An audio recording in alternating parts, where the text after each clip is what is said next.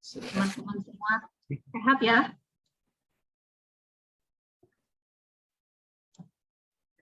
Mari kita mulai.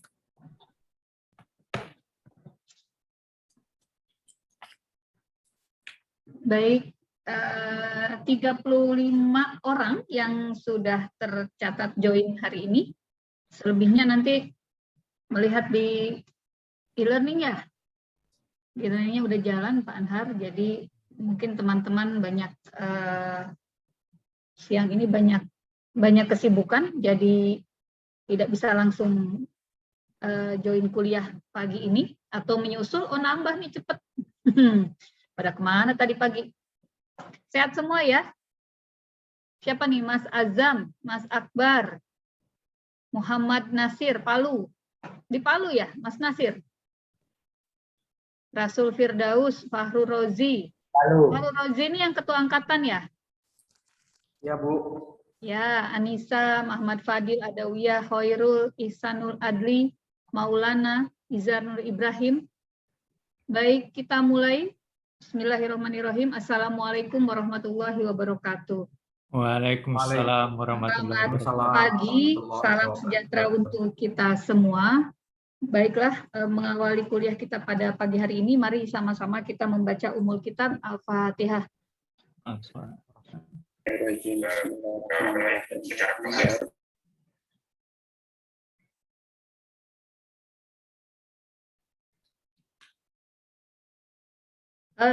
Materi kita pada hari ini adalah kelembagaan negara.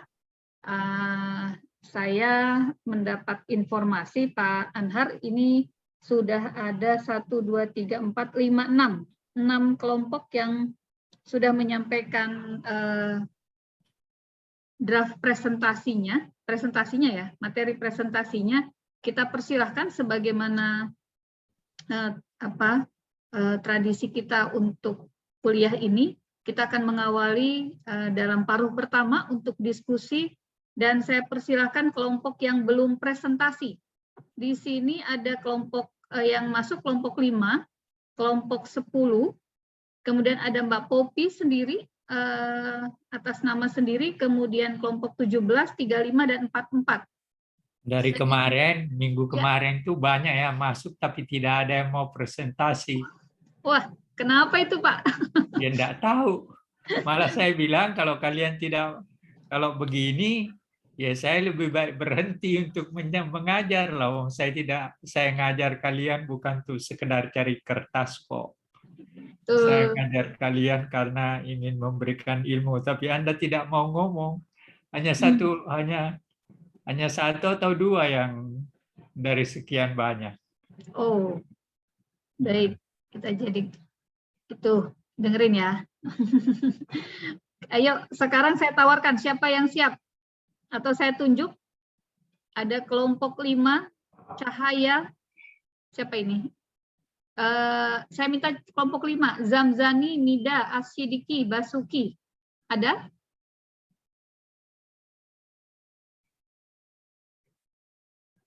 Ada yang masukkan tapi tidak mau ngomong, Bu. Siap, Bu. Dari kelompok 35, Bu. Kelompok 35 siap? Oke, sip. Mas Akbar, silahkan. Nah, gitu dong.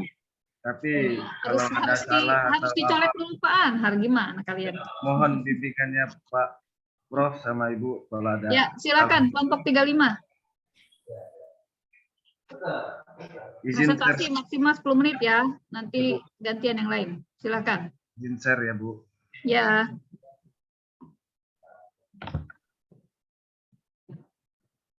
Assalamualaikum warahmatullahi wabarakatuh. Waalaikumsalam warahmatullahi wabarakatuh. Kami dari kelompok 35 yang mana terdiri dari 5 orang. Saryana Nasir, Uhira Al-Fatimile, Akbar Lincer Pradana, Teguh Maudia Putra H, Asrida Firani Hasan.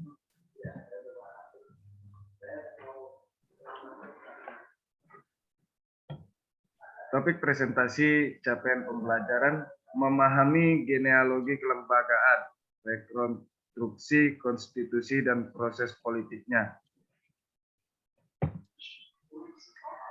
Proses lahirnya Undang-Undang Dasar 1945, yang pertama itu perumusan. Pengesahan Undang-Undang Dasar dikukuhkan oleh Komite Nasional Indonesia Pusat (KNIP) pada sidang tanggal 29 Agustus 1945. Naskah rancangan Undang-Undang Dasar Indonesia disusun pada masa sidang kedua tanggal 10 sampai dengan 17 Juli 1945. Pada tanggal 18 Agustus 1945, PPKI mengesahkan Undang-Undang Dasar 1945 sebagai Undang-Undang Dasar Republik Indonesia pada tahun 1945 sampai 1950. Undang-Undang Dasar tidak dapat dilaksanakan sepenuhnya karena Indonesia sedang disibukkan dengan perjuangan mempertahankan kemerdekaan. Yang kedua yaitu dari proses lahirnya Undang-Undang Dasar ada penangguhan. Pada masa ini sistem pemerintahan Indonesia adalah parlementer. Bentuk pemerintahan dan bentuk negaranya terintegrasi, yaitu negara yang di dalamnya terdiri dari negara-negara bagian yang masing-masing negara bagian memiliki kedaulatan sendiri untuk mengurus urusan dalam negaranya. Lanjut, yang ketiga ada pemberlakuan kembali.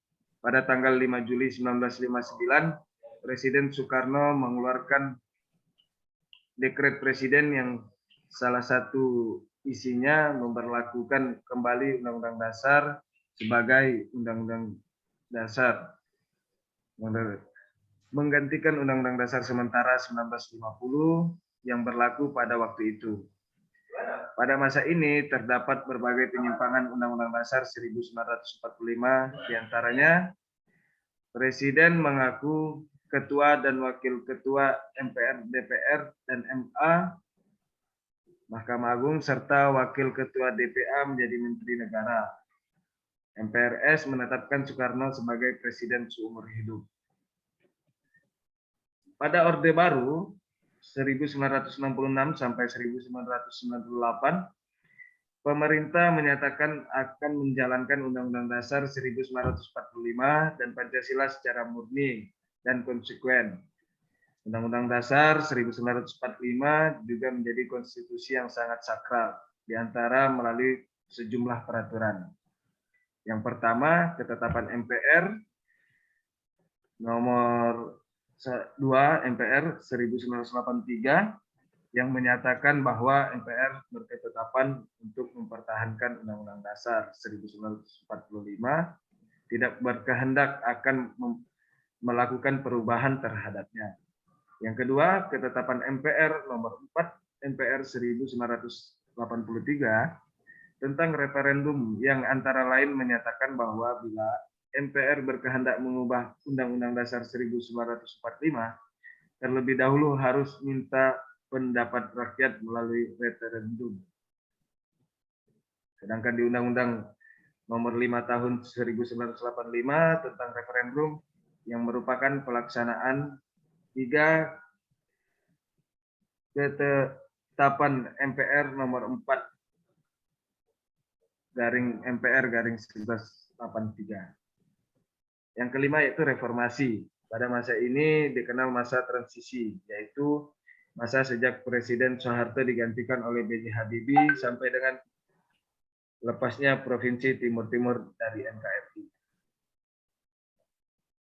Konstitusi, tata perundang-undangan, dan genealogi kelembagaan negara. Konstitusi. Sebagai konstitusi negara Republik Indonesia, sejarah lahirnya Undang-Undang Dasar 1945 tidak lepas dari sejarah perjuangan kemerdekaan negara Republik Indonesia. Saat kemerdekaan Republik Indonesia diproklamasikan pada 17 Agustus 1945, Republik baru ini belum mempunyai Undang-Undang Dasar. Berselang sehari, Undang-Undang Dasar 1945 resmi menjadi Konstitusi Indonesia, tepatnya pada 18 Agustus 1945. Di tata perundang-undangan, Berdasarkan ketentuan dalam undang-undang ini, jenis dan hierarki peraturan undang-undang Republik Indonesia sebagai berikut. Ada 6. Yang pertama, Undang-Undang Dasar NKRI 1945. Yang kedua, ketetapan MPR. Yang ketiga, undang-undang atau Perpu. Yang keempat, peraturan presiden. Yang kelima, peraturan menteri. Yang keenam, peraturan daerah provinsi. Yang ketujuh, peraturan daerah kabupaten kota. Maaf, ada 7. Lembaga negara, konsep, sejarah, wewenang, dinamika konstitusional. Amandemen Undang-Undang Dasar 1945 sebagai rekonstruksi konstitusi dan proses politiknya.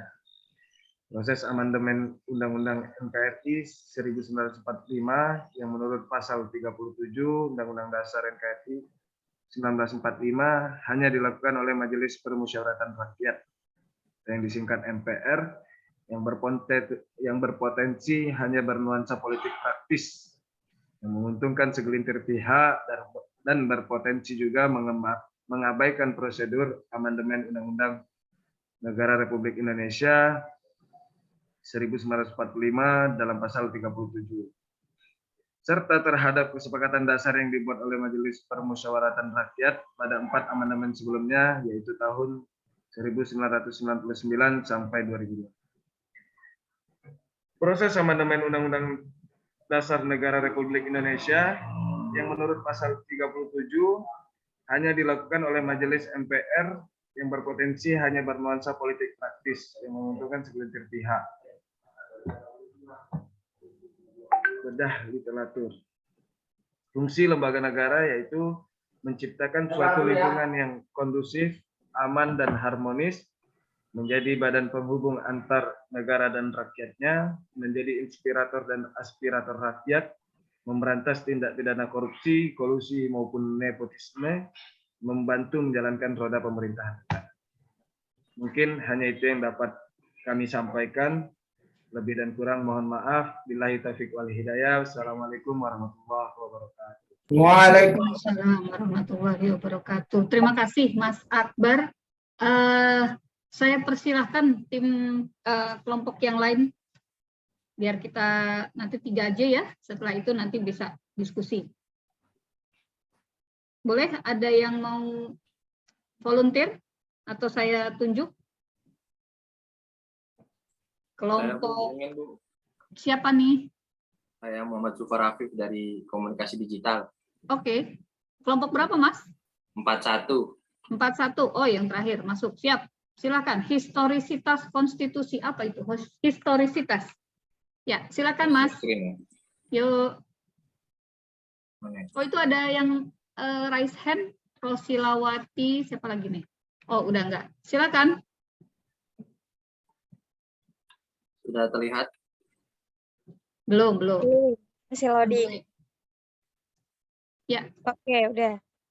Sudah. Ini kalau segini kelihatan jelas nggak kata-katanya, apa tulisan fontnya? Kelihatan. Kalau aja Mas. judulnya kelihatan, tapi nanti Zoom aja ya. tulisannya kurang. Nah, pendahuluannya Besar ini kan ya. tidak kelihatan, terlalu kecil. Iya. Gimana ini? Diperbesar aja, Mas. Yang sebelah kirinya ditutup. Full screen. F5 Mas. Yuk, lanjut ayo. Apa? F5. F5. Dipencet F5 Mas. Udah, enggak. Oh, Itu dibuka di PPT-nya aja bukan coba. dari Nganu ya, dari PowerPoint ya. Iya, Ini dari Iya, apa bukan ini? dari PowerPoint ini. di-download aja dulu dari gua. Nah, ini Ada bisa. sih.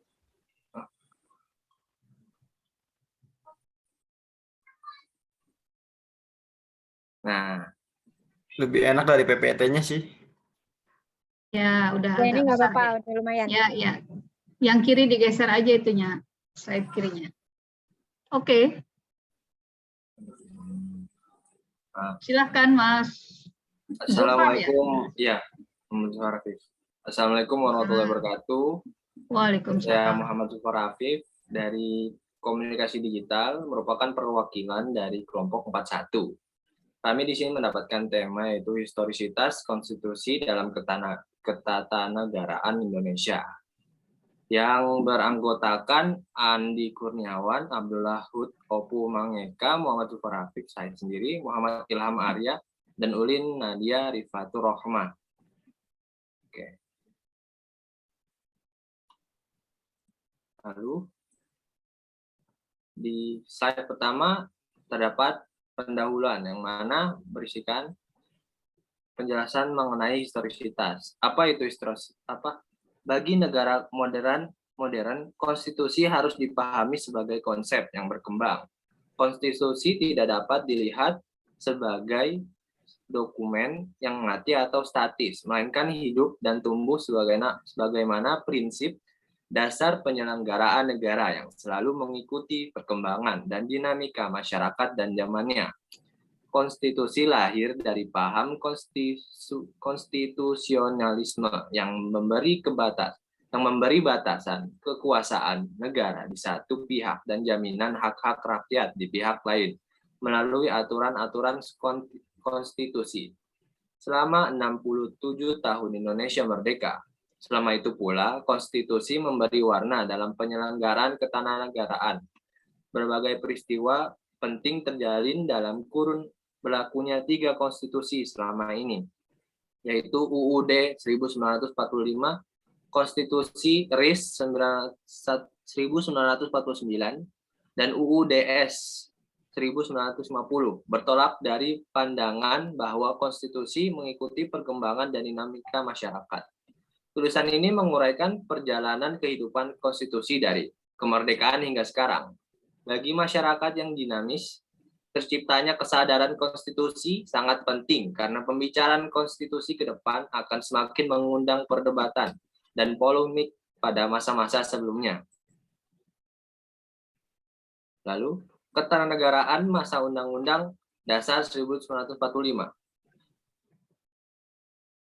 Kekejaman para penjajah menjadi sebuah pemompa semangat terbentuknya negara Indonesia, yang mana pada sehari setelah kemerdekaan tercetuslah 2 keputusan penting, yakni penetapan Undang-Undang Dasar 1945 sebagai konstitusi di Indonesia, pengangkatan kedua dan wakil presiden, yaitu I.R. Soekarno sebagai presiden dan Moh Hatta sebagai wakil. Dengan adanya UUD 45, maka PPKI yang secara yuridis formal merupakan lembaga kenegaraan yang wajib menyelenggarakan perpindahan kekuasaan pemerintahan dari Badan Tentara Jepang kepada pemerintahan Indonesia. Lalu, ketatanegaraan masa konstitusi RIS 1949. Selama kurun waktu 1945 sampai 1948 tersebut, Belanda yang menggunakan politik divide et impera selalu berusaha mengurangi pengaruh RI dan juga berupaya menancapkan kembali kekuasaannya. Setelah melalui perjuangan fisik dan diplomasi yang panjang, campur tangan PBB untuk menyelesaikan pertikaian Indonesia-Belanda menjadi ujung perjuangan diplomasi dengan digelarnya konferensi meja bundar di Den Haag 23 Agustus sampai 2 November 1949 yang menghasilkan 3 pokok persetujuan, yaitu didirikannya negara Republik Indonesia Serikat, penyerahan kedaulatan atau pemulihan kepada Republik Indonesia Serikat, dan didirikannya Uni Republik Indonesia Serikat Kerajaan Belanda. Ketatanegaraan masa Undang-Undang Dasar sementara 1990. Negara federal bersifat sementara dan hanya sebagai taktik mempertahankan negara. Dengan berakhirnya riwayat RIS pada tanggal 17 Agustus 1950, sebuah negara baru berbentuk Republik Kesatuan, juga disebut RI, yang diproklamirkan pada tanggal 17 Agustus, lahir menggantikannya. Untuk menyematkan negara proklamasi, Presiden mengeluarkan Dekrit Presiden 5 Juli 1959. Dengan dekrit ini dinyatakan pembubaran konstituan, penetapan berlakunya kembali UUD 1945 di seluruh wilayah RI dan tidak berlakunya UUDS 1950. Pembentukan MPRS dan DPAS dalam waktu yang sesingkat-singkatnya. Dengan demikian, maka mulai 5 Juli 1959 UUD 1145 dikembalikan fungsinya sebagai Undang-Undang Dasar Negara Republik Indonesia, yang kemudian dimuat dalam Lembaran Negara Republik Indonesia nomor 75 tahun 1959.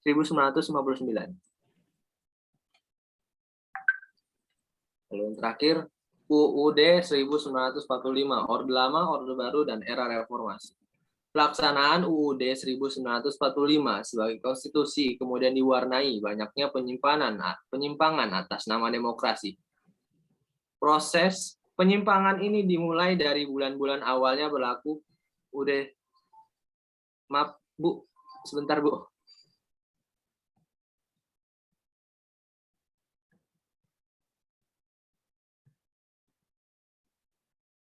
Oke, maaf, ada gangguan. Tadi gimana?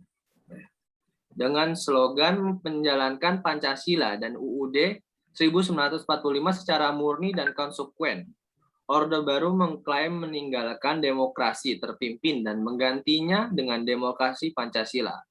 Namun penyimpangan terhadap UUD 1945 pun segera terjadi pada periode awal Orde Baru dengan konsep dui fungsi ABRI. Pembelengguan hak politik warga negara sebagai pemegang kedaulatan berakhir dengan pengunduran diri Presiden Soeharto pada 21 Mei 1998 yang diawali dari gerakan reformasi sebagai akibat adanya krisis multidimensional yang tak kunjung teratasi. Demikianlah pada Orde Lama, Orde Baru, dan Orde Baru pelaksanaan UUD 1945 sebagai norma peraturan perundang-undangan tertinggi banyak mengalami penyimpangan dan penyelewengan. Tumbangnya rezim Soeharto yang kukuh, sentralitas, dan personal menjadi momentum dan memunculkan berbagai pemikiran yang menghendaki perubahan mendasar, terutama perubahan sistem ketatanegaraan, pemerintah, dan tata politik. Terima kasih. Baik. Terima kasih. Waalaikumsalam. Oke, ini lebih banyak membahas lahirnya konstitusi pertama ya. Oke, bagus melengkapi yang tadi. Yang berikutnya kelompok 5, silahkan.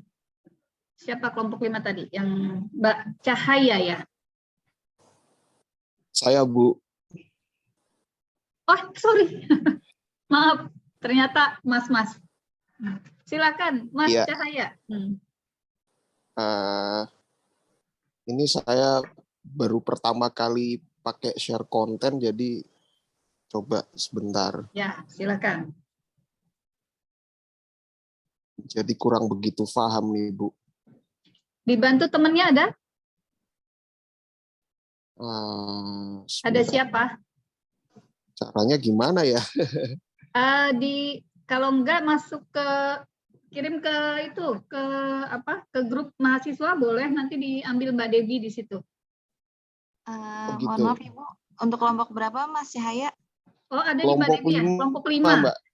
Kelompok 5. Ditunggu. Oh, di-share dari Mbak Devi aja. Oh iya, minta tolong.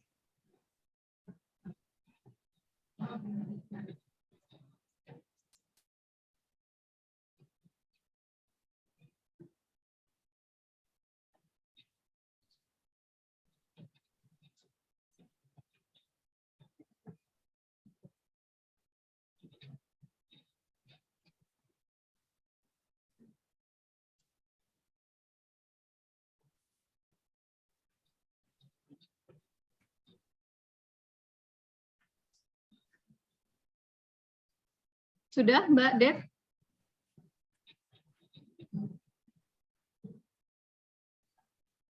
Oh iya. Oke, baik. Boleh dimulai, Bu Leli? Silahkan. Ya, Assalamualaikum warahmatullahi wabarakatuh. Waalaikumsalam. Terima kasih untuk kesempatannya, Profesor Anhar dan juga Bu Leli. Saya Cahaya, mewakili Mas Zamzami, Mbak Mida, Mas Ahmad Ali Asidiki, dan juga Mas Basuki. Izin mempresentasikan apa yang telah kami diskusikan di dalam kelompok kami, konstitusi, kelembagaan negara, dan proses politiknya. Mungkin slide yang kami presentasikan agak berbeda dari kawan-kawan yang lain karena tidak banyak tekstualnya, kita hanya sekilas saja, namun tidak mengurangi apa yang akan kita sampaikan. Boleh slide selanjutnya, Mbak Debbie.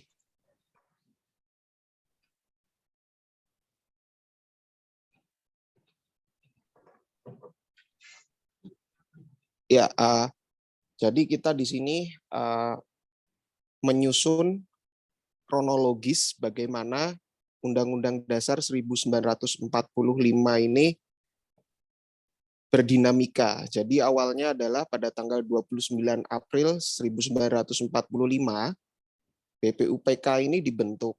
Nah, salah satu tujuan dibentuknya BPUPK adalah untuk menyusun rancangan Undang-Undang Dasar.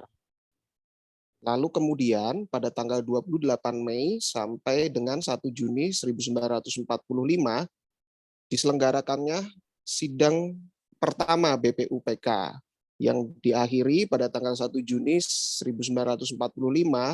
Insinyur Soekarno ketika itu berpidato tentang dasar negara pada tanggal tersebut, yang kemudian hari ini kita kenal dengan Hari Pancasila, karena ketika itu dikenalkan pertama kali istilah Pancasila oleh Insinyur Soekarno. Lalu dalam rentang waktu kurang lebih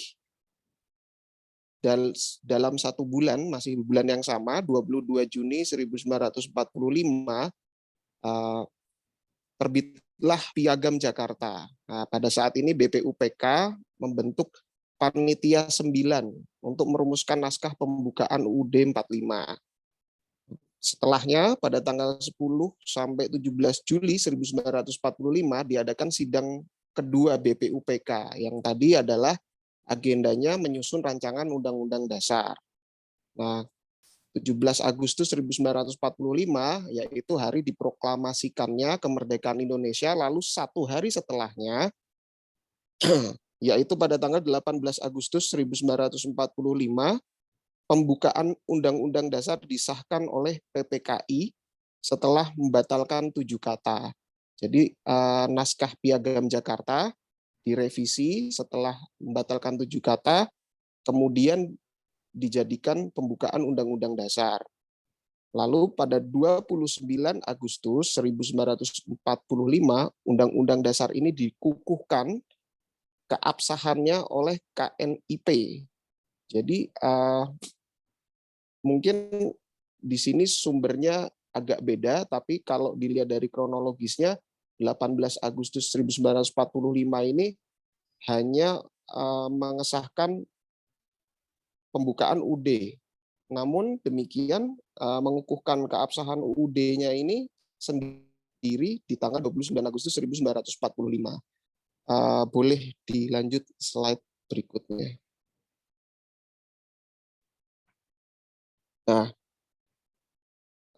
seperti yang kita ketahui dari 1945 awal kemerdekaan sampai dengan 1949 itu adalah masa-masa kritis kita. Ketika itu terjadi agresi militer 1 dan agresi militer kedua. Jadi tidak seutuhnya Undang-Undang Dasar 45 ini bisa diimplementasikan. Setelahnya pun dari tahun 1949 sampai dengan 1959 dalam kurun waktu 10 tahun, ini Undang-Undang Dasar 45 ditangguhkan karena yang berlaku ketika itu adalah Undang-Undang Dasar tahun 50 dan berubahnya bentuk negara menjadi Republik Indonesia Serikat. Nah, kurun waktu ini berakhir pada tanggal 5 Juli 1959 ketika Presiden Soekarno mengeluarkan dekret untuk memberlakukan kembali Undang-Undang Dasar 45 dan berlaku hingga terjadinya amandemen setelah masa reformasi. Amandemen ini juga berlangsung beberapa kali, yaitu sebanyak 4 kali, dan kalau dilihat prosesnya itu berlangsung selama sekitar 4 tahun, dimulai dari tahun 1999 pada bulan Oktober dilakukan sidang paripurna MPR ketika itu, lalu pada tahun 2000, 2001 dan terakhir di tahun 2002 amandemen keempat. Boleh slide berikutnya Mbak Dewi. Nah, ini adalah perubahan bagaimana lembaga-lembaga negara ini mempunyai kedudukan yang berbeda sebelum amandemen dibandingkan setelah amandemen UUD 45. Ketika sebelum amandemen Undang-Undang Dasar 45, kita tahu ada istilah lembaga tinggi dan lembaga tertinggi, di mana MPR di situ ada di pucuk hierarki lembaga-lembaga negara. Ketika amandemen, maka semua lembaga-lembaga negara ini menjadi horizontal. Jadi pucuk konstitusinya ada di Undang-Undang Dasar 45. Kemudian ada komisi yudisial sebagai tambahan pelengkap. Kalau ketika kita SMA belajar trias politika, ada yudikatif, legislatif, dan juga eksekutif. Di sini juga ada eksaminatif, istilah untuk Badan Pemeriksa Keuangan. Juga di sana seperti yang kita lihat ada perangkat negara, TNI dan Polri. TNI dan Polri ini meskipun ia bertanggung jawab langsung terhadap presiden, namun bukan merupakan perangkat pemerintahan seperti kabinet. Jadi ketika ada pencalonan Kapolri atau Panglima TNI, presiden mengajukan nama, kemudian akan disetujui, akan melalui proses fit and proper test oleh DPR, lalu nanti baru bisa dilantik oleh presiden. Itu yang mungkin membedakan MPR-nya sendiri. Ada dua bagian di situ, ada DPR dan ada DPD, Dewan Perwakilan Daerah. Boleh slide selanjutnya. Nah, ini adalah perubahan kelembagaan setelah masa reformasi, yaitu di antaranya MPR tidak dapat memberhentikan presiden, tidak seperti dulu. Ada banyak sekali syarat yang harus diajukan untuk dapat memakzulkan presiden. Lalu yang kemudian dui fungsi ABRI dihapuskan, lalu anggota legislatif dipilih langsung, tidak seperti dulu, presiden dan wapres dipilih langsung, hierarki berubah dari vertikal ke horizontal seperti slide sebelumnya. GBHN dihapuskan, jadi saat ini pemerintah tidak, MPR tidak mendesain sebuah garis-garis besar haluan negara. Program pemerintah hanya berdasarkan visi misi presiden dan wakilnya. Masa jabatan presiden juga dibatasi, hanya 2 periode, gubernur, wali kota, dan bupati dipilih langsung. Dewan Pertimbangan Agung yang tadinya menjadi lembaga tinggi negara, saat ini ada di bawah presiden dan masuk ke dalam sistem kabinet. Lalu adanya lembaga-lembaga baru seperti Mahkamah Konstitusi, Komisi Yudisial, dan Dewan Perwakilan Daerah. Ini baru ada setelah reformasi. Berikutnya. Nah, ini adalah proses politik ketika reformasi yang dimulai pada tanggal 7 Juni 1999, ada pemilu yang diikuti oleh 48 partai politik ketika itu. Setelah sebelumnya selama Orde Baru hanya 3 partai politik yang diperbolehkan untuk ikut pemilu, yaitu P3, Golkar, dan PDIP. Nah, setelahnya tanggal 3 Oktober 1999, ini kalau kita lihat secara konstelasi politik, sebetulnya di grafik yang di bawah itu, PDIP itu mendulang suara yang paling banyak. Tapi ada sebuah proses politik yang kemudian mengakomodir semua 5 besar partai yang pemenang pemilu ketika itu mendapatkan pos-pos posisi politik yang representatif. Contohnya waktu itu PAN yang berada di nomor 5 paling besar, Pak Amin Rais ketika itu menjadi ketua MPR. Kemudian Golkar yang berada di nomor 2, Pak Akbar Tanjung ketika itu menjadi ketua DPR. Lalu setelahnya tanggal 20 Oktober 1999 dilantik Gus Dur dari Partai PKB dan juga Megawati dari PDI Perjuangan. Di sini ada satu sisa pos yang telah terisi dari P3. Jadi nanti ketika Gus Dur dilengsarkan, dimakzulkan oleh MPR pada tahun 2001 dan Bu Megawati menjadi presiden, maka Pak Hamzahas yang dari P3 mengisi pos wakil presiden. Nah, kembali ke slide sebelumnya. Mas Cahaya. Ya, udah habis ya waktunya. Dikit lagi ya. Iya. Slide sebelumnya lagi. Nah, kalau dilihat di sini, kami menyikapi ada beberapa proses politik yang sebagai salah satu bentuk yang tidak pas secara etika. Contohnya ketika beberapa perwira tinggi kepolisian itu menjabat, yang masih aktif menjabat gubernur dan juga ketua KPK. Nah, ini justru menghilangkan independensi dari KPK itu sendiri. Itu aja sih mungkin yang dikomentarin dari lembaga-lembaga negara. Demikian presentasi dari kelompok kami. Terima kasih atas waktunya. Assalamualaikum warahmatullahi wabarakatuh. Waalaikumsalam warahmatullahi wabarakatuh. Bagus. Ya, Anda Mas Cahaya udah kerja ya? Atau? Iya, Bu. Oh, di mana? Saya di Garuda, Bu. Di Garuda? Oh. Iya, yang lagi polemik. Nanti kita bahas di mana ya? Oh, itu Pak Mau Anhar. dipilotkan. Mau dipilotkan ini ya? Iya. Oh, iya. Oke. 3 kelompok sudah presentasi. Ada yang mau bertanya dulu, memberikan tambahan? Saya kira tiga presentasi tadi, angle-nya agak berbeda, tapi jadi saling melengkapi. Jadi lengkap begitu ya, dari proses awal historis, kemudian sampai cukup terakhir Mas Cahaya membedah lembaga-lembaganya sendiri, lembaga negara dan proses politiknya begitu ya, itu luar biasa. Ada yang mau tanya atau melengkapi atau mau menyanggah juga boleh, bukan begitu versinya, boleh juga. Nanti sebelum diulas oleh Pak Anhar. Ada? Saya, Bu. Siapa Mbak? Dia, Romadia. Silakan. Ya, Bu. Baiklah, perkenalkan nama saya Romadia. Saya hendak bertanya tentang korelasi. Kita kan belajar tentang kewarganegaraan.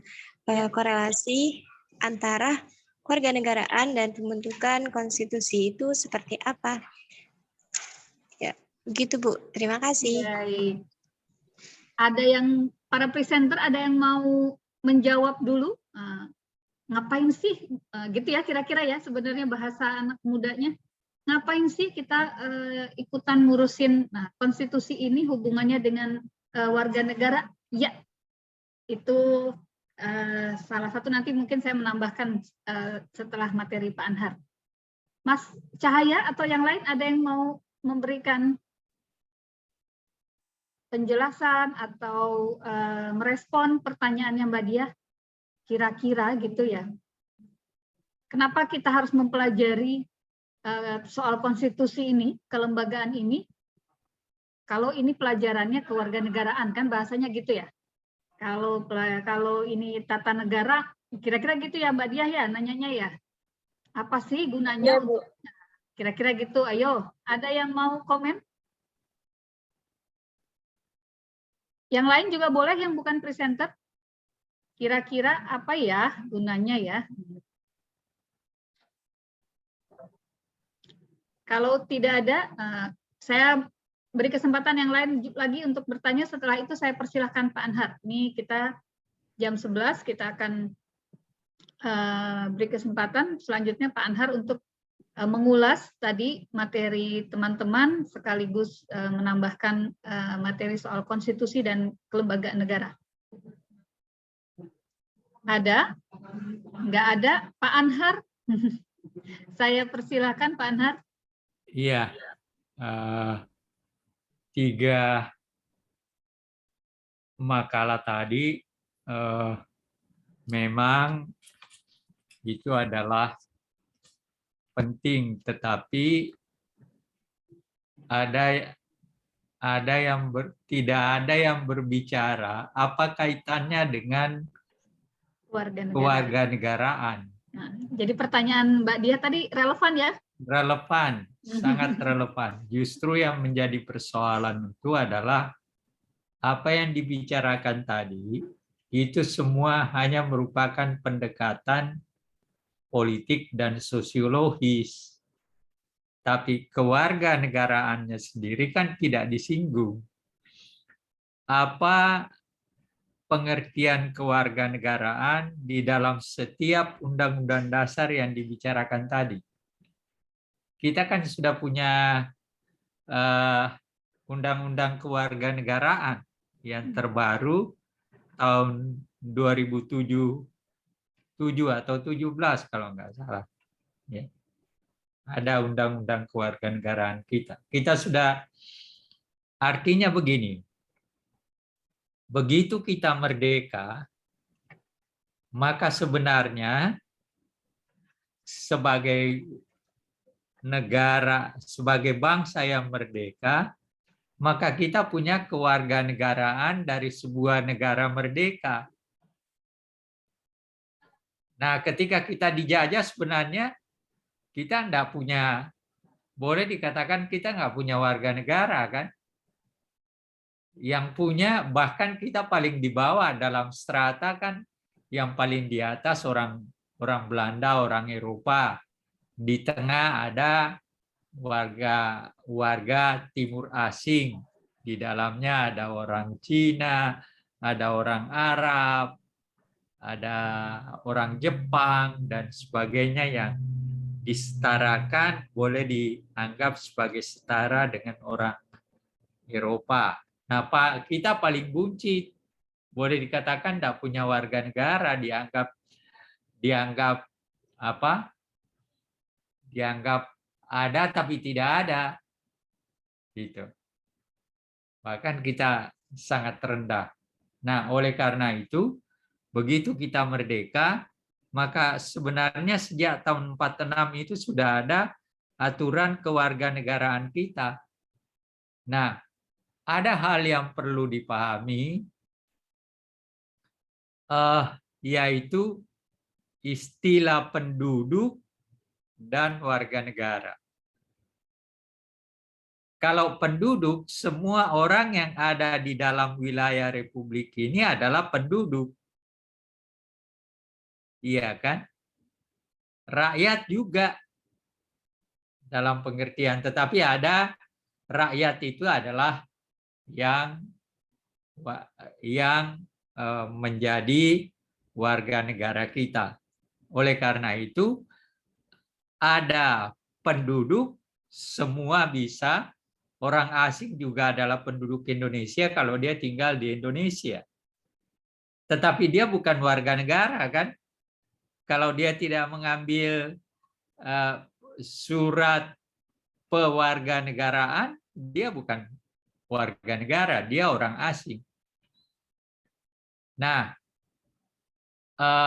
ada istilah dalam warga negara itu, ada istilah orang Indonesia asli.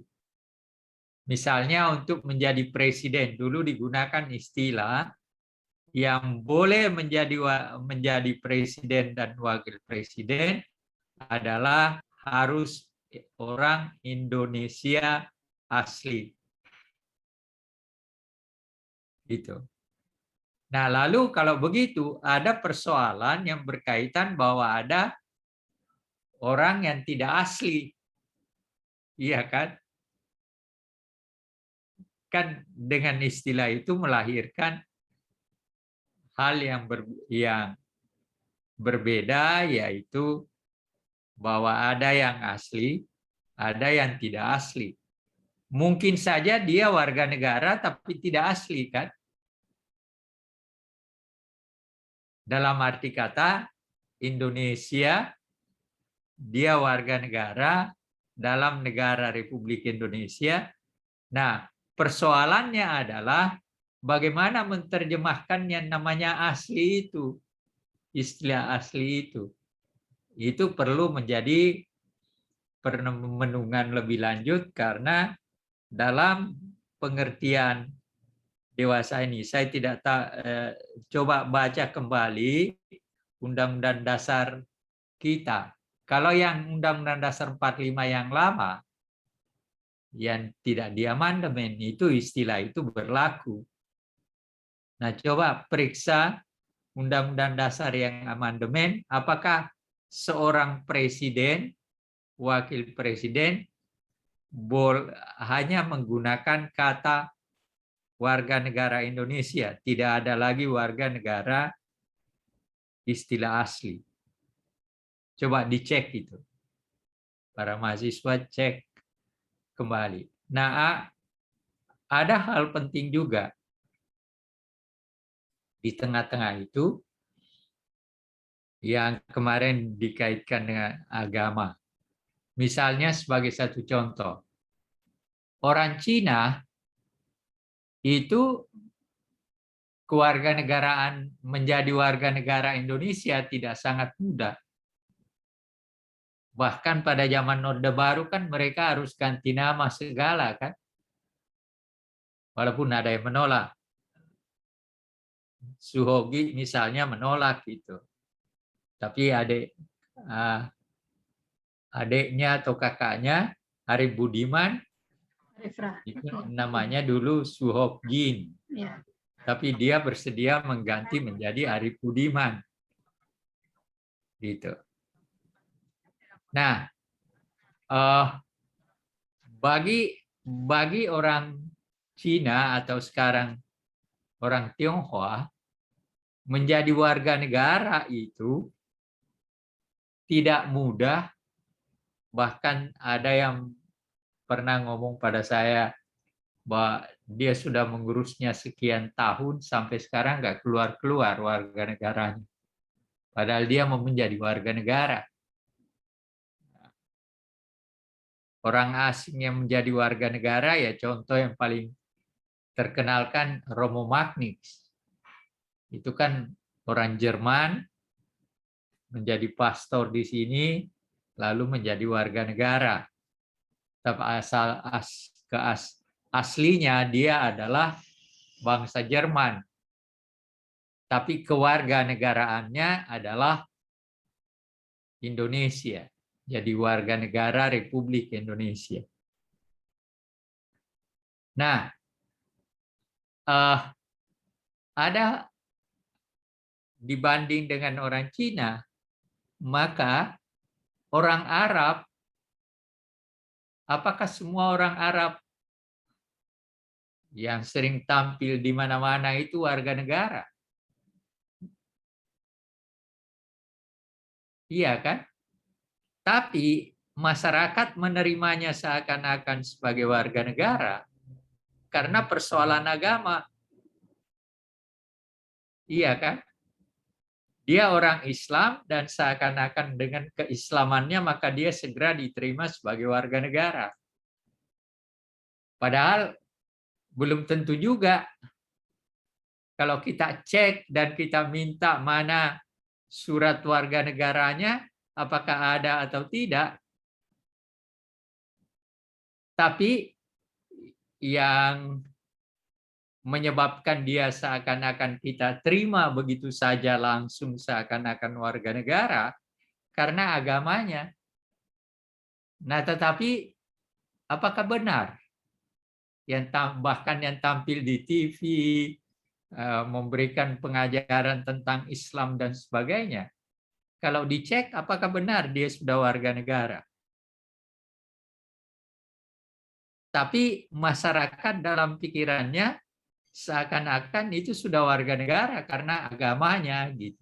Jadi kesamaan agama mempunyai hal yang lebih memudahkan dia untuk diterima. Walaupun mungkin belum tentu ada surat kewarganegaraannya. Karena untuk menjadi warga negara orang asing kan harus mempunyai secari kertas lewat langkah pewarganegaraan. Nah, apa yang Anda terangkan tadi semuanya itu hanya konstitusinya. Nah, konstitusi seharusnya Anda cari di dalam konstitusi itu apa bunyi pasal-pasal yang berkaitan dengan kewarganegaraan. Karena kemungkinan yang dipakai itu istilah rakyat, penduduk, dan warga negara. Coba dicek di dalam undang-undang kewarganegaraan. Gitu.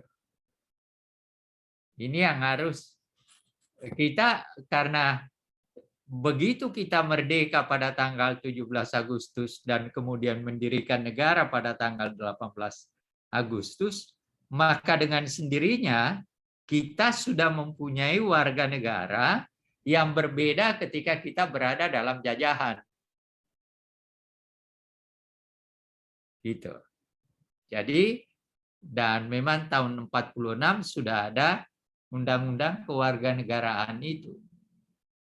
Hanya saja ada istilah asli.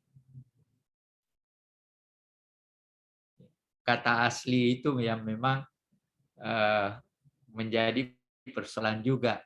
Tapi coba mahasiswa cek apakah kata asli yang ada dalam Undang-Undang Dasar yang lama, 45 yang lama, dengan Undang-Undang Dasar yang baru masih digunakan. Dan apakah kalau Undang-Undang Dasar 45 amandemen, apakah masih digunakan istilah asli? Apakah Undang-Undang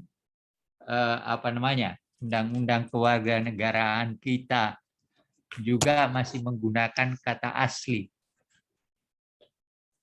Kata asli. Itu semua penting dalam arti kata pemahaman kita tentang ini. Jadi yang Anda terangkan tadi, ya semua benar dalam arti kata, itu hanya pendekatan yang digunakan dalam melihat kewarganegaraan. Mata kuliah kita kan warga negara, kewarganegaraan, bukan konstitusi. Tetapi kewarganegaraan, bagaimana coraknya, bagaimana posisinya, bagaimana kedudukannya, dan sebagainya, memang harus ada di dalam konstitusi. Nah, tetapi pendekatan sosiologis tadi menarik. Secara sosiologis, orang Cina tidak mudah menjadi warga negara. Bisa mengurusnya, ada yang berbulan-bulan, ada yang bertahun-tahun. Tetapi apakah ada orang yang pernah mempertanyakan orang Arab itu sudah warga negara atau tidak dalam pengertian sosiologis? Karena agamanya kan, agama orang Arab adalah agama Islam. Kita mayoritas Islam secara sosiologis. Tetapi apakah orang Arab yang sering kita lihat itu adalah sudah warga negara? Pertanyaannya kan itu secara sosiologis. Jadi pendekatan apa yang Anda tulis tadi segala macam, oke, itu benar. Konstitusinya, bagaimana dibuatnya konstitusi itu dan sebagainya, itu tidak salah. Tetapi yang Anda lupakan adalah bahwa kita ini yang kita pelajari, mata kurikulum kita adalah kewarganegaraan, bukan konstitusi, bukan sosiologi, bukan politik. Yang kita, apa yang Anda bicarakan tadi adalah bagaimana mendekati dan memahami kewarganegaraan kita dengan 3 pendekatan ilmu tadi. Dengan contoh yang saya berikan tadi yang paling jelas, yaitu dulu kita punya kewarganegaraan, dewi kewarganegaraan yang berkaitan dengan orang Cina. Nah, lalu kemudian pada tahun 60-an orang Cina ada peraturan dikeluarkan oleh pemerintah bahwa orang Cina tidak boleh tinggal dan berdagang di ibu kota kabupaten. Ya, hanya boleh di desa-desa mereka tidak boleh. Lalu kemudian ada pilihan dalam rangka Dewi Kewarganegaraan itu, silahkan pilih apakah Anda tetap mau menjadi warga negara Cina atau menjadi warga negara Indonesia. Kalau mereka yang mau menjadi warga negara asing dalam arti kata Cina, Anda boleh pulang ke kampung Anda. Dan memang banyak yang pulang ketika itu. Banyak orang Cina yang pulang ke RRT karena mereka tidak mau menjadi warga negara Indonesia. Dan karena mereka tidak punya kesempatan lagi untuk berdagang di desa-desa karena mereka hanya boleh berdagang pada tingkat ibu kota kabupaten. Itu ini berkaitan dengan orang Cina. Nah, sekarang Anda boleh lihat apakah orang Arab yang ada di mana di daerah pariwisata kita di mana tuh yang terkenal? Puncak, Ya, Bogor. Puncak, Pak. Puncak. di puncak. Puncak. Puncak. Mereka kawin-mawin di sana kan? Apakah mereka orang Arab asing atau orang Arab warga negara? Kan itu harus dilihat. Nah, sebagai penduduk, dia penduduk Indonesia di puncak. Tapi dalam pengertian warga negara harus dilihat ada suratnya enggak? Ada dokumennya tidak dia sebagai warga negara? Dan dia kawin dengan penduduk asli di sana sebagai apa? Iya kan? Nah, itu yang harus dipahami. Jadi ketika nanti selanjutnya, ketika Anda membuat paper, maka yang ada dalam pikiran Anda atau saya membuat paper ini adalah tentang kewarganegaraan. Bukan paper konstitusi, bukan paper sosiologi, bukan paper politik, tapi kewarganegaraan. Tetapi ketiga hal ini memang tidak bisa tidak berkaitan gitu dengan kewarganegaraan kita. Ya, sebagai satu contoh, secara politik, sebagai negeri jajahan, kita bukan warga negara apa-apa ketika kita dijajah. Tapi ketika kita merdeka, maka kewarganegaraannya berubah. Orang Belanda udah bukan orang yang peranakan pun juga kita tidak anggap sebagai warga negara. Dia warga negara asing, gitu.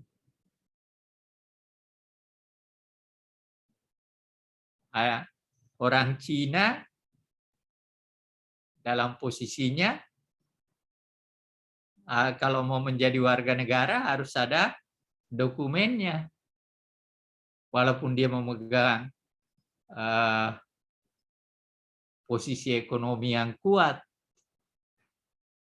Orang Arab, walaupun dia Islam, tapi apakah dia langsung boleh menjadi warga negara? Ya seperti yang tadi yang saya mungkin juga yang tampil di TV itu, apakah warga negara dia? Ya dari segi pengajaran Islam tentu saja oke, tidak ada masalah untuk itu.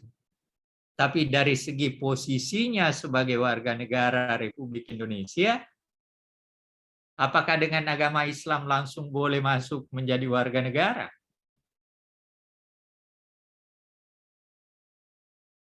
Saya tahu ini bisa ada orang yang tidak enak mendengarnya, tetapi ini kita belajar, kita bicara secara ilmu kan, bukan ini yang kita kuliahkan ini adalah persoalan ilmunya yang kebetulan secara kulikuler diberikan nama kewarganegaraan.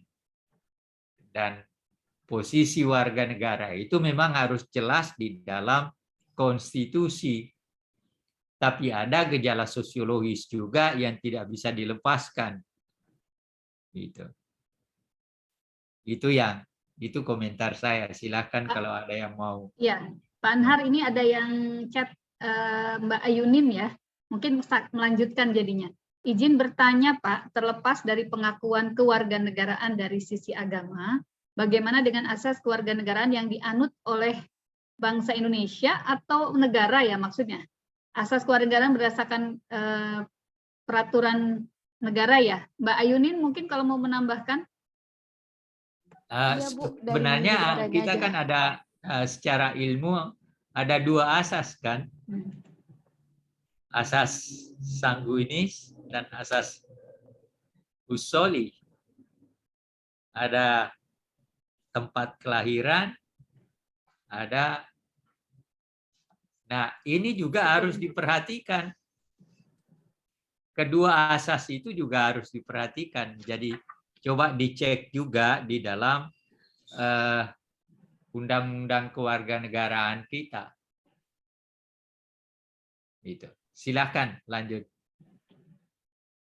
Iya. Ada yang mau share atau yang bertanya lagi? Tadi ada yang, oh ini komen. Di Sumatera Barat juga ada Pak, Mas Taufik Hidayat. Iya. Mbak Ayunin atau ada yang mau diperjelas? Mbak Ayunin Nikmah? Silakan. Yang lain ada yang mau berkomentar? Boleh kok, apa namanya? Pak Anhar ya? Bahkan Kan, Anda boleh mengatakan saya salah kok. Ya, artinya begini, apa namanya?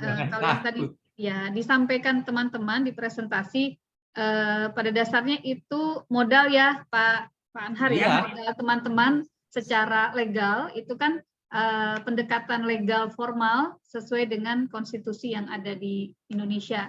Nah, yang Pak Anhar sampaikan barusan itu ruhnya gitu ya, ruhnya terkait dengan isi dari setiap konstitusi itu. Artinya tugas berikutnya teman-teman kemudian coba tadi yang ketika kita membaca posisi warga negara di dalam setiap konstitusi itu, nanti kan banyak nih ya, bukan hanya undang-undang dasar baik sebelum dan sesudah amandemen. Ada macam-macam buku. Ya, macam-macam. Kita udah punya 3 undang-undang kewarganegaraan. Yang terbaru itu ketika Menteri Kehakimannya Hamid Awaludin. Tahun 2006 Dr. terakhir Hamid ya, Awaludin, Pak? Ya. Kalau tidak salah tahun 2017 atau 2007. Yang undang-undang kewarganegaraan yang terbaru itu Bu, undang-undang kewarganegaraan yang terbaru. Ya. Tetapi yang saya perhatikan memang, dan ada yang mengatakan definisi tentang kewarganegaraan itu terlihat tidak ada. Gitu. Ya. Mas Azam, nanti mungkin begini, mengapa menjadi sangat penting Pak Anhar memberi sangat penekanan dari, rasanya udah kita 6 kali kuliah ya, 5 kali kuliah ini, itu memberikan kita, memaksa kita dalam tanda kutip untuk memahami betul, begitu ya Pak ya, warga negara ini, karena itu akan sangat menyangkut kemudian pada hak-hak Anda, kewajiban-kewajiban kita semua sebagai warga negara. Jadi filosofinya adalah sebelum kita kemudian menyatakan dan kemudian menggunakan segala otoritas ataupun apa yang kita miliki sebagai warga negara, maka kita memahami dulu secara esensial siapa dan apa itu warga negara. Mas Azam Fadil, silakan, udah raise hand.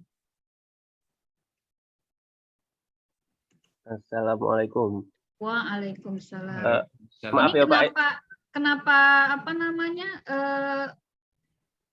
profilnya pakai tanduk begini? Bisa dibuka Iya, nggak apa? kameranya? Bisa. Ya, silahkan. Maaf ya, ini agak Udah sensitif nanduk ya Pak, gitu. Bu. Ya, Saya kan pernah lihat itu yang di dokumentasi yang di Puncak itu ya. Nah itu Kampung Arab. ya, naratornya bilang kalau itu tuh apa namanya, prostitusi berkedok Islami. Itu menurut Pak Anhar benar apa enggak ya Pak? Oh, Ya, saya nggak tahu, belum pernah melakukan penelitian, tapi berita itu ada. Mereka apa ya, kawin untuk beberapa waktu, kemudian pergi. Jadi ada yang begitu, tapi anaknya ada, gitu. Nah, persoalannya sekarang, apakah anak yang ditinggalkan itu warga negara yang mana yang diambil? Kalau mengikut ibunya, berarti warga negara Indonesia dia. Tapi kalau mengikut ayahnya, dia warga negara Arab. Nah, ini kan hal-hal yang harus dilihat gitu. Ya memang banyak banyak yang secara negatif bicara tentang macam-macam, tapi secara sosiologis masyarakat menerima kan? Kan persoalannya di situ. Masyarakat di Puncak menerima orang Arab itu, bahkan bersedia kawin-mawin dengan mereka. Ya tentu saja karena faktor ekonomi juga. Ya. Jadi bukan hanya faktor sosiologis, tapi juga mungkin faktor ekonomi. Seperti itu. Jadi bahkan saya menganjurkan kepada ada di antara kalian yang nanti mau mengambil skripsinya menulis tentang kewarganegaraan di sekitar itu. Iya. Saya kira begitu, Bu. Ya. Ini di chatroom lagi ada 2 orang yang menanggapi soal apa tadi yang di Kampung Arab ya.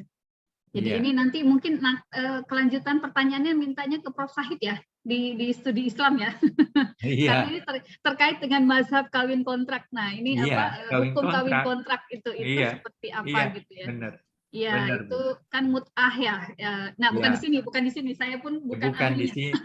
Bukan di sini. Tanya ke Prof. Sahid ya nanti ya. Kita cuma bicara tentang kewarganegaraannya. Iya. Barangkali begini Pak Anhar, sebetulnya kan tadi Pak Anhar sudah menyatakan juga kata kunci bahwa secara sosiologis tidak ada masalah mereka mau warga negara atau bukan begitu ya. Bahwa mereka tinggal di Indonesia sebagai penduduk Indonesia, posisi kita menjadi tetap sebagai sesama manusia begitu atau sesama penduduk begitu ya, mereka penduduk dan tinggal di sini tentu selayaknya sebagai penduduk kita hormati dan mereka memiliki hak-hak tertentu yang juga dijamin oleh negara ini. Tetapi lagi-lagi mungkin akan menjadi sebuah masalah atau menjadi sesuatu yang perlu kita perhatikan manakala terkait barangkali nanti dengan hak-hak berikutnya sebagai yang membedakan antara warga negara dan bukan warga negara gitu ya Pak ya. Nah ini teman-teman harus menangkap itu ya, bahwa yang dimaksud Pak Anhar itu bukanlah kemudian kok segitu amat sih untuk menjadi warga negara itu kita kok ya nanti akan masuk ke kekinian juga nanti, apalagi kita menjelang 2024 ini ya. Ini sudah mulai panas ini. Nah, itu mulai hangat gitu ya. Nah, dalam kaitan yang Ibu maksud itu ada 3 hal, ada 3 istilah yang harus berkaitan. Tapi tidak selalu. Ada rakyat, ada penduduk, dan ada warga negara. Betul. Nah, siapa yang bisa ikut dalam pemilu? Kan itu.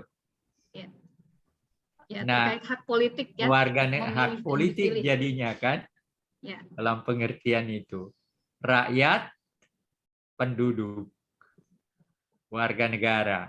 Kalau warga negara pasti sebagai warga negara dia punya hak untuk ikut dalam pemilu. Rakyat juga masih harus dilihat, apalagi penduduk. Rakyat berkaitan dengan usia, berkaitan dengan segala macam. Ya, Ada faktor. persyaratan formal, betul. Iya, iya. Ya. Seperti Ya, itu. ini ada Mas Fahrul Razi. Nah, ini ketua angkatan nih Pak Anhar. Silakan di Aceh nih ya, Mas Fahrul ya. Betul, Pak. Nanti Mbak Romadiah silakan setelah ini. Silakan Mas. Silakan. Assalamualaikum warahmatullahi wabarakatuh. Saya sangat menarik dengan pembahasan keluarga negaraan ini, terutama tentang proses legalitas warga negara. Saat ini kan proses legalitas warga negara itu dicatat oleh lembaga negara yang kemudian dinamakan dengan Dukcapil.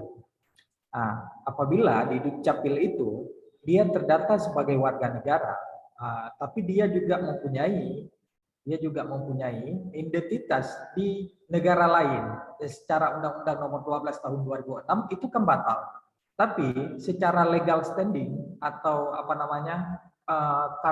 kartu identitasnya dia memiliki double kewarganegaraan. Itu bagaimana, Pak? Tidak, sebenarnya dalam arti dewi kewarganegaraan kita sudah tidak kenal itu. Yang terakhir kita punya dulu tahun 60-an dengan Cina. Yang tadi saya katakan. Kalau dalam konteks sekarang, sepengetahuan saya sudah tidak ada. Tidak dikenal dewi kewarganegaraan itu.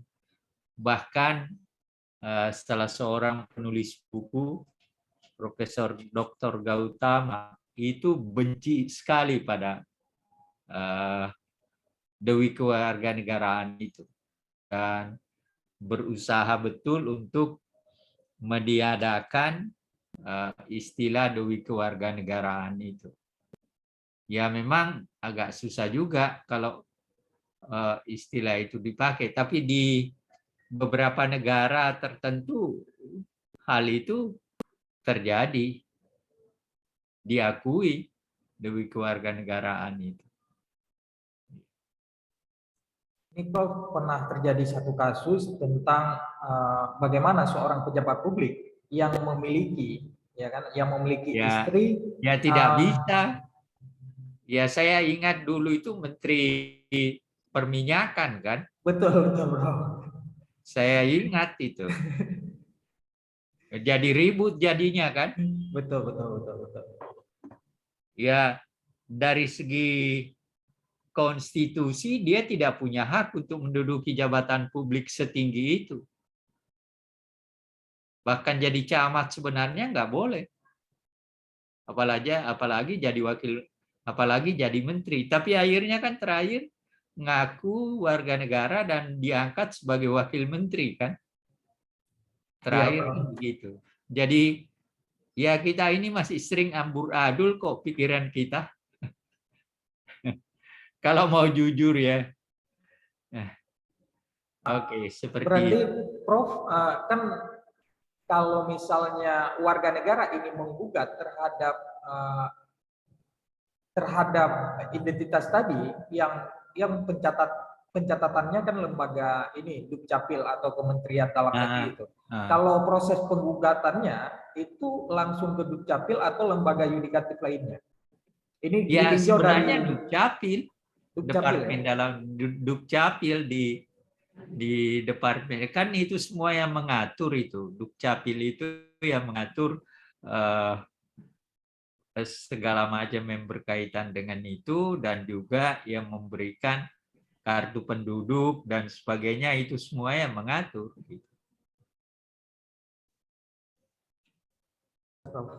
Silahkan.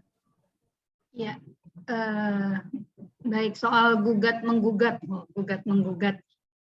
Saya boleh menambahkan ya Pak Prof. Anhar, terkait dengan warga negara, kalau itu menyangkut pelayanan publik, Anda bisa lihat juga di dalam Undang-Undang Pelayanan Publik tahun 2009 itu kemana Anda bisa mengajukan keberatan begitu ya? Ya, di dalamnya termasuk kepada pengawas eksternal lembaga itu salah satunya ombudsman. Jadi Anda boleh tadi ke Dukcapil dulu kalau itu kaitannya dengan hak-hak ya hak-hak kependudukan dan hak-hak Anda sebagai warga sipil. Kemudian kalau tidak dilayani maka Anda boleh kepada ombudsman, kemudian DPR atau DPRD juga menjadi salah satu saluran. Ini urusan jalur ininya ya, jalur atau kanal-kanal pengaduan kita sebagai warga negara. Tadi ada Mbak siapa ini yang angkat tapi terus turun lagi? Mbak Romadia. Tadi ada juga Mbak siapa ya? Anissa ya. Silakan Mbak Dia. Ya, baiklah. Mbak Dia silakan. Iya, Bu. Saya hendak bertanya tentang warga negara Cina, ya warga negara Indonesia yang telah menjadi yang awalnya menjadi warga negara Cina.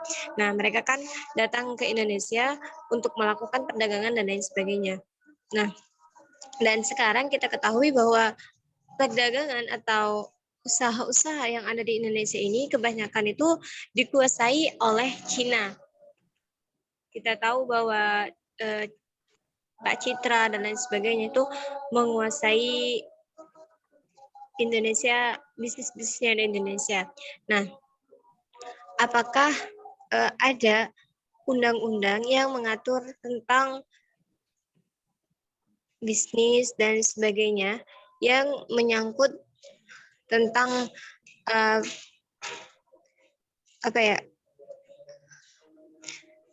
tentang bisnis yang monopoli bisnis di Indonesia.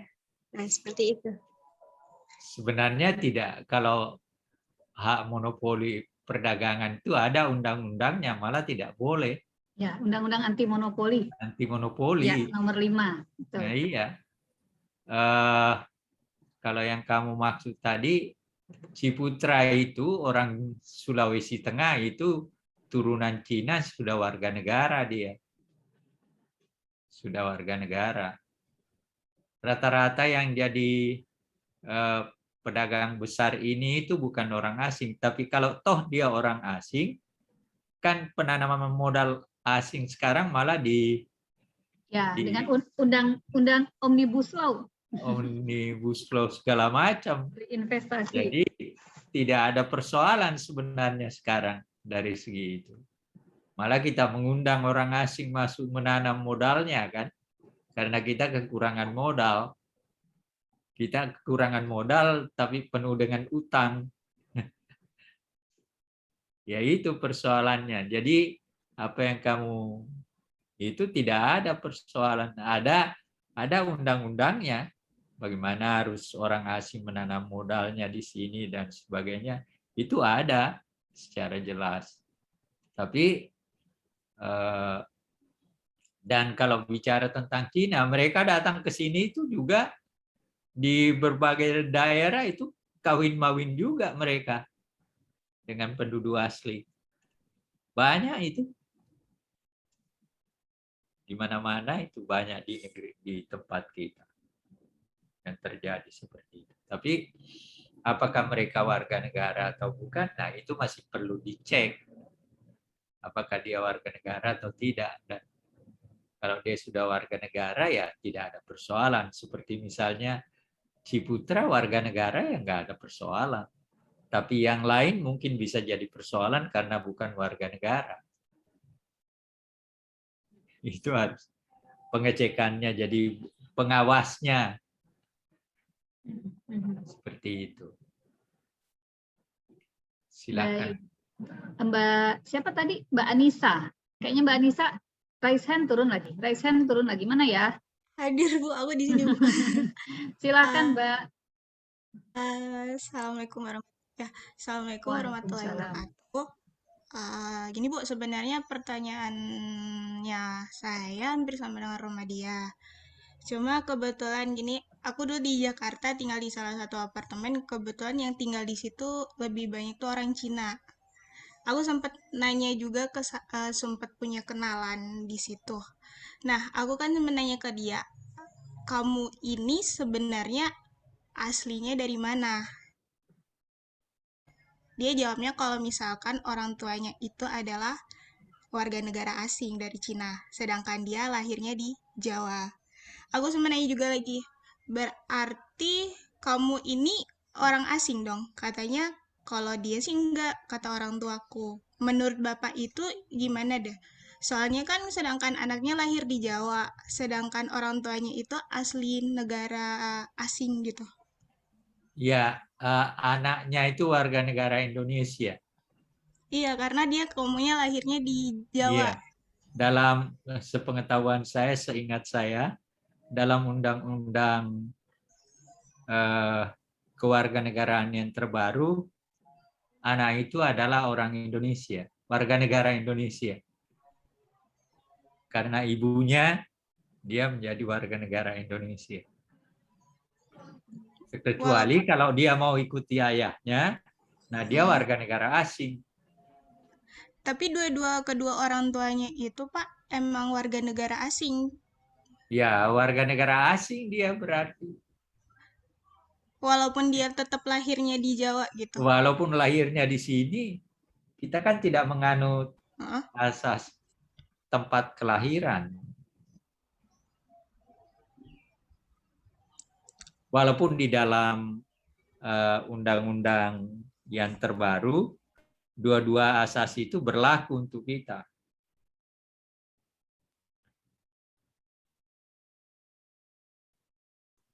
Seperti itu. Kalau misalkan gini Pak, mereka tuh warga negara asing, terus tinggalnya di Jakarta. Kebetulan tinggal di Indonesia. Aku juga tinggalnya satu-satu. Pernah nanya gitu. Sebenarnya mereka ke sini tuh, aku nanya ke anaknya, kalian ke sini itu sebenarnya tuh apa dan tujuannya apa gitu. Dan katanya tuh orang tua dia itu kerjanya di Cina. Tapi datang ke Indonesia tuh nggak ada tujuan, jadi kayak bolak-balik gitu loh. Sebenarnya ya, dia tetap orang asing. Walaupun ya, tapi salah satu dari keluarganya itu, kakaknya nih kerja di Jakarta. Walaupun nikah sama orang sana, tetap udah jadi warga negara Indonesia dong. Kalau dari kakaknya.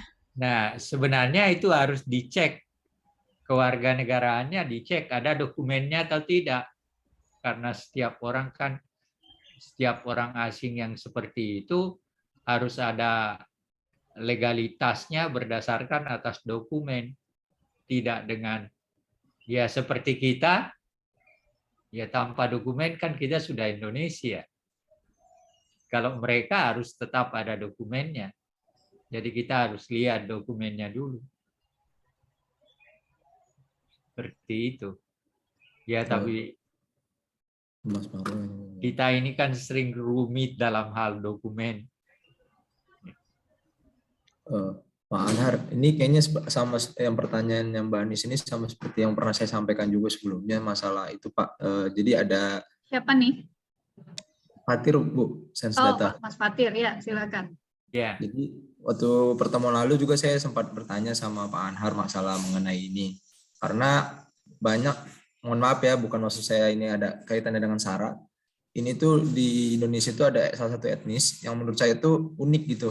Jadi ketika dia warga negara Indonesia dan dia punya saudara di luar negeri dalam artian misalnya di Cina, ketika mereka di sana menganggur kemudian datang ke Indonesia, dia saudaranya ini yang sebenarnya warga negara asing awalnya bisa tiba-tiba jadi WNI tanpa ada sebab yang jelas. Dan yang uniknya cuma modal bisa berbahasa Indonesia, Pak Anhar. Ini saya bukan maksudnya apa? Bukan maksudnya itu. Tidak apa-apa, ini kita bicara ilmu kok, nggak perlu takut. Ya enggak, karena khawatir nanti ada kesannya saya sara, karena ini bukan hanya satu-satu Iya. salah satu etnis saja, karena di Medan pun, Medan itu kebetulan saya dari Medan, itu etnis Tamil, mayoritas saudara-saudaranya yang dari India sana itu datang ke Indonesia itu ya awalnya ya masih warga negara India, tapi karena udah fasih berbahasa Indonesia tiba-tiba udah bisa punya KTP tanpa ada proses hukum yang jelas gitu. Makanya Jadi bisa lebih mendapatkan harus dicek gitu. Pemerintah Anda di Medan harus ngecek apakah semua yang baru datang atau yang datang dengan familinya itu langsung menjadi warga negara lewat mungkin diurus oleh keluarganya menjadi warga negara dengan dokumentasi tertentu kan. Saya tahu kalau misalnya asalnya orang Tamil dulu itu kan pekerja-pekerja yang didatangkan memang. Ya. Nah, tapi Pak, ini ada satu kasus unik mungkin yang bisa jadi perenungan kita bersama.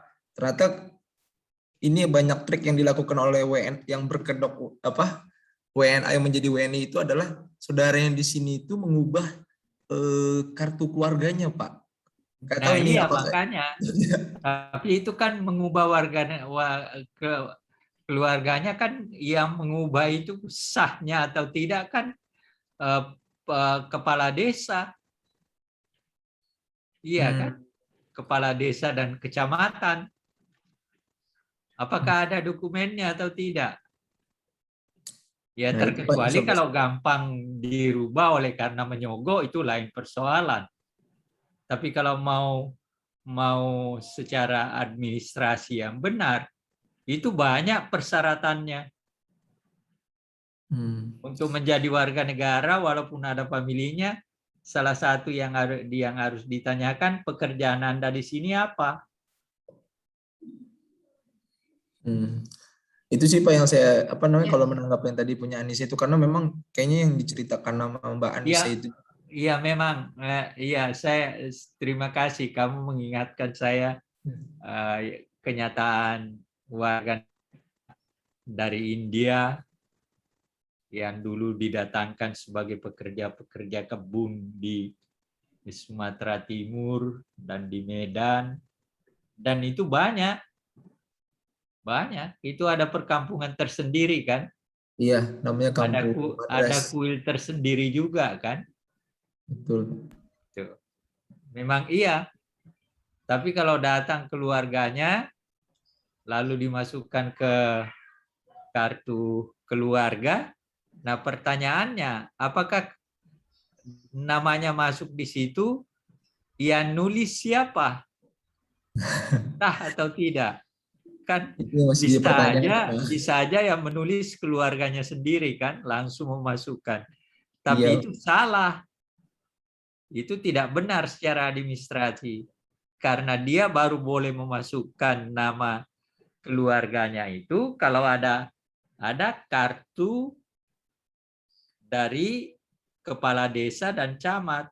Kalau nggak ada ya nggak boleh. Nggak boleh. Pak, ini nggak tahu ya, ini entah benar apa enggak tentang aturan ke RT RW-an. Ini mungkin kita lengahnya di masalah tentang rukun tetangga dan rukun warganya, Pak. Karena saya sering kali itu menemukan bahwa ini nggak usah jauh-jauh ya, di lingkungan saya sekitar itu aja. Ada warga yang, ya itulah yang tadi saya sebutkan itu, dia ketika dia melakukan pembaharuan untuk masalah kartu keluarga itu kan dia biasanya melapor ke RT apa ya. Nah memang RT itu kadang nggak sampai sedetil itu juga Pak, kadang-kadang memeriksanya gitu. Itu saya juga nggak sampai tahu kalau KTP-nya itu asli atau tidak pun, dia nggak pernah sampai meng-cross check itu gitu Pak. Jadi mungkin kita sih, kalau saya nangkapnya dari awal. Itu artinya apa? Itu artinya apa ya? Kita pejabat kita yang keliru kan? Pejabat kita yang salah, bukan pada warga negara asing itu atau keluarga dari itu. Yang salah pejabat kita. Sebelum ketika ada orang, misalnya ada orang Tamil datang mau mengurus itu, nah dia kan harus cek betul RT-nya, RW-nya itu harus cek. Lalu kemudian baru diserahkan kepala desa. Kepala desanya ngecek lagi sampai ke camat. Nah, sampai seberapa jauh itu bisa dipercaya apa yang dikatakan oleh keluarga yang mau memasukkan ke kartu keluarganya ini, ya itu pengecekan yang tidak mudah itu. Itu harus dicek betul. Tapi ya kita semua tahu memang kelemahan kita yang utama itu adalah pada persoalan administrasi. Ke RT kan sebenarnya yang di depan itu adalah RT-nya dulu, baru RW-nya, baru kepala desanya, baru ke camat. Baru boleh dicantumkan apakah dia anggota dalam kartu keluarga itu atau tidak, apakah benar keluarga atau tidak, atau dia masih orang asing. Itu proses administrasinya panjang itu, enggak segampang seperti yang Anda ceritakan itu, enggak seperti itu, karena melewati aparat-aparat kita, paling tidak sampai kecamatan baru boleh ada kartu keluarga itu. Sepanjang yang saya tahu ya, seperti itu. Soalnya anak saya ngurus dulu ya seperti itu. Sama Pak juga ngurus kayak gitu, kayak kok agak bingung sama yang berbeda ini nih gitu loh kasusnya. Ya. Iya. Nah. Oke, Mas Panhat. Ya, kesulitan kita sebenarnya terletak pada para pejabat kita, dan kalau sistemnya sih sudah seharusnya bisa berjalan dengan baik. Tapi pejabatnya yang sering aneh. Oke. Barangkali kalau boleh saya menambahkan, ini nanti kita akan bicara apakah minggu depan atau minggu berikutnya tentang hak dan kewajiban warga negara ya. Saya kira ini juga bagian dari kita mengkritisi tata kelola. Tadi ya, kalau Pak Anhar mengatakan ini soal minggu depan administrasi. kita bicarakan. Tata kelola, di dalam tata kelola itu nanti kita akan lihat bahwa pelayanan kepada warga itu harus seperti apa, begitu ya. Nah, kalau kasus-kasus seperti ini sebetulnya juga bagian dari bagian dari kebijakan yang kemudian diturunkan dalam level teknis administrasi di pemerintahan tingkat bawahnya. Contoh, ketika dulu pemerintah kita sangat strict terhadap warga negara tertentu, maka ke bawah juga ikut sangat ketat begitu ya. Nah, tetapi ketika kemudian diberikan kelonggaran dan kemudian kita welcome terhadap any nation gitu ya, warga negara apapun, bangsa apapun, maka kemudian ke bawah juga dituntut untuk mempermudah pelayanan ini. Jadi kalau kita lihat dalam konteks tata kelola administrasi Dukcapil khususnya, saya kira apa yang dilakukan para RT, ketua RW begitu ya, bahwa kemudian bisa dipercepat dengan memberikan sesuatu, itu terlepas dari soal kemudian oknum ya, tadi ada di chat room oknum, kemudian perilaku yang bertentangan atau menyimpang begitu, tetapi sesungguhnya ada rambu-rambu yang sebetulnya sudah mereka tahu bahwa misalnya hari ini atau kebijakan hari ini, rezim ini adalah mempermudah, jangan mempersulit orang untuk menjadi warga negara Indonesia. Misalnya, kata kuncinya hanya itu. Maka kemudian proses untuk seleksi dalam tanda kutip tadi ya, menanyakan, menggali, meneliti gitu ya, proses-proses untuk melihat ini benar nggak sih ini orang udah tadi bukan hanya ditempeli di dalam KK misalnya, tapi dipastikan dia datang kapan. Kan harusnya kan 24 jam lapor gitu ya. Nah, hal-hal seperti itu merupakan implikasi dari kebijakan yang lebih tinggi. Nah, karena apa? Ketika mereka juga keliru, nanti mereka juga akan kena jewer lah ya bahasanya. Belum lagi hari ini ketika kemudian tuntutan untuk pelayanan kepada warga negara, kepada masyarakat, bukan warga negara, kepada masyarakat itu menjadi lebih tinggi karena tadi proses edukasi, kemudian orang sudah sangat tahu haknya, sehingga kalau nggak dilayani sedikit, diperlama dikit, diaduin gitu kan. Nah, akhirnya kemudian membuat para pamong itu kemudian mempermudah proses ini gitu ya. Jadi tata kelola ini akan sangat terkait kemudian nanti dengan aturan-aturan yang lebih tinggi sekaligus kebijakan umum dari pemerintah kita.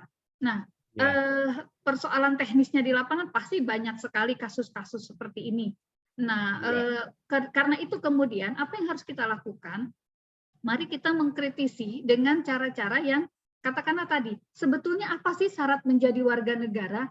Syarat itu ada syarat administratif, tentu begitu ya. Ada syarat yang syarat-syarat yang non administratif, non teknis. Nah, itu yang kemudian coba dilihat oleh teman-teman seberapa dilaksanakan aturan-aturan yang sifatnya administratif ini dipatuhi oleh level masing-masing, level RT, RW, kelurahan atau desa gitu ya, dan seterusnya sampai ke atas. Kemudian kita lihat dari standar pelayanan yang memang diharuskan di dalam pelayanan Dukcapil seperti ini. Jadi kita akan melihat bahwa sebetulnya kita akan tahu kemudian apakah ini problem kebijakan atau problem implementasi, problem administrasi teknis di lapangannya. Jadi tadi soal oknum atau sebetulnya memang kebijakan umumnya juga nggak dipermudah tadi misalnya. Nah itu menurut saya nanti saya kira kita coba akan nanti bicarakan minggu depan. Minggu depan dan kita punya juga nanti Kuliah citizen ke-7. project. Nah teman-teman bisa pilih Dukcapil misalnya untuk objek apa namanya pembicaraan. Objek pembicaraan, objek penelitian apa disebutnya ya, karena project ya objek untuk kasus yang nanti kita lihat realnya dari kebijakan ini. Kira-kira begitu. Baik, kita 1 menit sebelum waktu berakhir. Mas Pak Rozi mau tadi kita mulainya telat 2 menit. Silakan. Pandangan Prof tentang eksil, Prof. Apakah layak diberikan kewarganegaraan kembali atau tidak, Prof? Apa? Itu aja, eksil. Eksil? Iya. Apa itu? Warga negara Indonesia yang dicabut paspornya waktu tragedi 65, Prof. Oh. Itu ideologi sekali. Iya. Jadi kalau sudah ideologi sudah susah itu. Kan ada ini Prof, ada apa namanya? Iya betul. Paspornya itu dicabut, yang barangkali itu kan mahasiswa Indonesia yang kuliah di luar negeri pasca Orde Lama, yang kemudian transisi Orde Baru itu ada yang dicabut paspornya. Sekarang, ya kan kita udah reformasi, apakah layak dikembalikan lagi kewarganegaraannya atau tidak? Itu tidak. Kalau itu berkaitan dengan G30S dulu, kan sudah ada dari Mahkamah Konstitusi. Ada keputusan dari Mahkamah Konstitusi yang sudah memberi kesempatan tertentu kepada warga negara ex PKI, misalnya untuk memilih. Dalam pemilu dia sudah berhak ikut memilih. Nah, apakah ada ketentuannya juga bahwa mereka bisa kembali ke sini? Saya kira sudah ada. Masalahnya, apakah kedutaan besar kita di tempat dia berada sekarang mau memberikan apa yang kamu maksud itu, paspor? Itu harus melewati urusan panjang lagi. Apalagi kaitannya dengan ideologi. Tapi kalau bersifat ideologi, sudah ada keringanan tertentu kok dari Mahkamah Konstitusi. Mereka sudah bisa memilih. Cuma belum bisa terpilih, hanya boleh memilih. Begitu yang saya tahu. Baik, cukup ya Mas Paroji. Ini ada diskusi juga nih Pak Anhar di chatroom. Mas Andri Gemar Tauhid nanya, Pak, mau tanya dong, jika ada WNI yang nikah sama orang luar, apakah anaknya tersebut yang lahir di luar negeri bisa dibilang WNI? Atau nunggu usianya 18 untuk dia memilih warga negara? Terus Nggak Mbak harus Aileen nunggu bilang, 18. Nunggu dulu umur 18 baru boleh, karena anak-anak kan tidak bisa menentukan di mana dia berada. Harus ketika dia sudah dianggap dewasa baru boleh. Jadi usia terlepas 18. WNI-nya perempuan atau laki-laki ya Pak, sama ya? Kan Sama. kalau ibu, Sama. Terkecuali kalau dia udah kawin, itu lain. Jadi kawin itu memberikan sesuatu hak kedewasaan. Gitu. oh iya, maksudnya Baik dia kalau belum laki-laki 18 sudah maupun nikah gitu ya. perempuan, kalau dia sudah kawin, dia boleh melakukan karena hak kedewasaannya sudah ada dengan kawin itu. Tapi sebelum kawin, umurnya belum 18, dia belum dianggap dewasa. Oh, untuk anak ya, status anak. Iya. Oke. Iya. Baik. Pas waktu kita selesai, Pak Anhar, Oke. saya kira kita cukupkan untuk pertemuan ke-6 ini. Jangan lupa teman-teman nanti akan di-share Mbak Devi untuk Google Form. Silahkan diisi, kemudian dikumpulkan paling lambat Rabu minggu depan. Kita ketemu lagi minggu depan, pertemuan ke-7. Setelah itu kita ketemu UTS. Iya. Minggu berikutnya. Oke, saya kira cukup. Demikian saya akhiri. Billahi taufiq wal hidayah. Assalamualaikum warahmatullahi wabarakatuh. Waalaikumsalam. Waalaikumsalam warahmatullahi wabarakatuh. Anhar sehat-sehat semuanya. Ya. Terima kasih. Ya, Pak Anhar. Makasih. Assalamualaikum. Terima kasih. Terima kasih, Pak. Terima kasih. Semuanya, makasih. Iya, makasih Pak. Assalamualaikum. Terima kasih. Sehat selalu Pak Anhar. Terima kasih. Terima kasih. Madinda.